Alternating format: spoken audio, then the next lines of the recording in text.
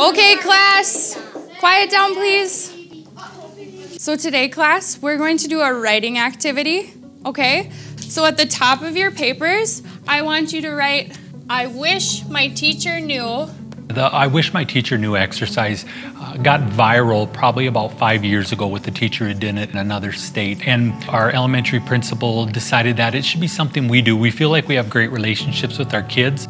And then I want you to write down what you wish I knew about you. But one of the things schools fail to do a lot is ask questions of the kids and then listen to their answers. We're going to be doing a writing assignment today, and we're going to be writing about something you wish your teacher knew about you. We went 3 through 8th grade on this, and our 3rd graders, like, oh, I had a great weekend and life's going really well, or my brother pokes me in the back and it really annoys me, so you got some general ones like that. But when I read through some, I got teary-eyed. Some took me back to probably junior high and going, ugh, I remember those years and those ages.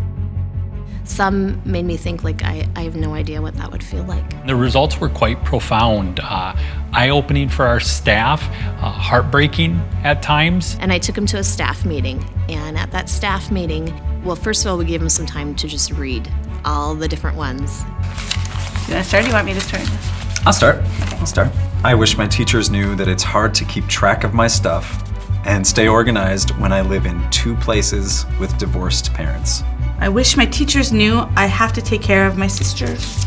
I wish my teacher knew that I don't like myself that much because people think I'm weird. I don't get any sleep at night. I haven't seen my mom in over a year, that I have autism. I wish you knew that I hate myself. I feel all alone in this world. I get bullied because of the way I look. I'm scared of what people think of me. I feel like I don't fit in. I wish my teacher knew that I feel sick every day. I don't feel safe without my brother here. I feel scared for next year. I have no friends and I am avoided by most Sometimes students. I feel unwanted. I care about my friends as if they were family. I do make mean jokes about my dad because he left me when I was 6. I feel safer at school than at home. I have scars because that is the only way I can express my feelings. That I'm going through hard times and don't understand what to do. I need a Kleenex, you guys. I'm just crying. It's too much. Yeah, it's too sad. And then there's a frowny face. It's interesting how they're like jumping back and forth and trying to figure out how do I show my true self to everyone and how do I trust people enough to do that.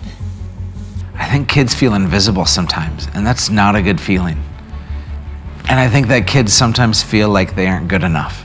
I think they just want someone to see them, period. Not just their teachers, but their friends, their parents or guardians, principals, whoever. When they're in that dark place, I think they just feel very unseen by everybody. There's this misguided thought that things are never gonna get better, and that they'll always be depressed, they'll always feel blue, because that's what they've been feeling. And so I think it's powerful when someone offers a different possibility.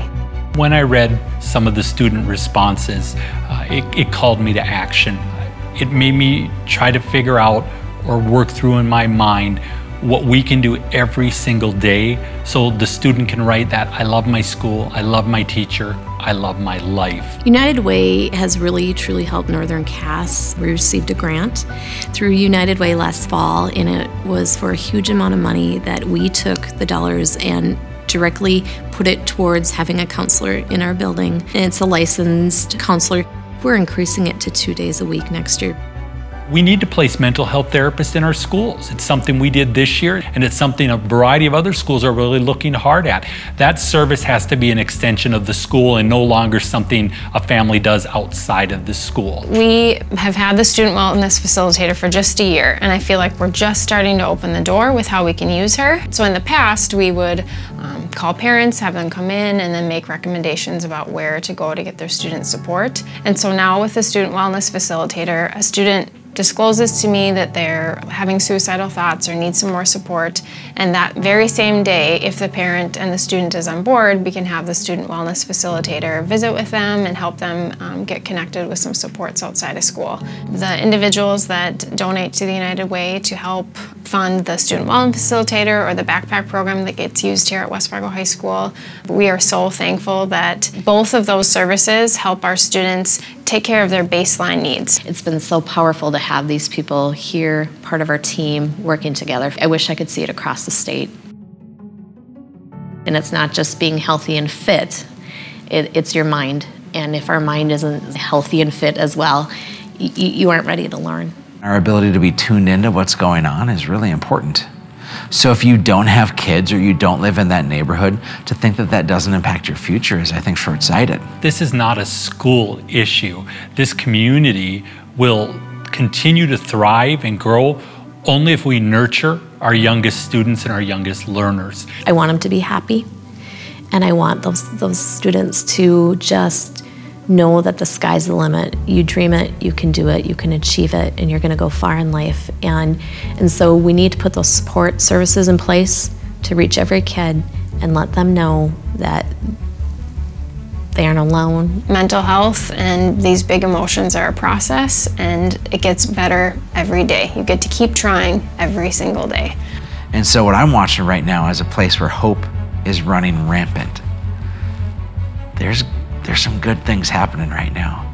People are stepping up and making a more profound impact on the place that they call home. There's more personal responsibility for people to play for the person next to them. And when that happens, it becomes a pretty great place to live.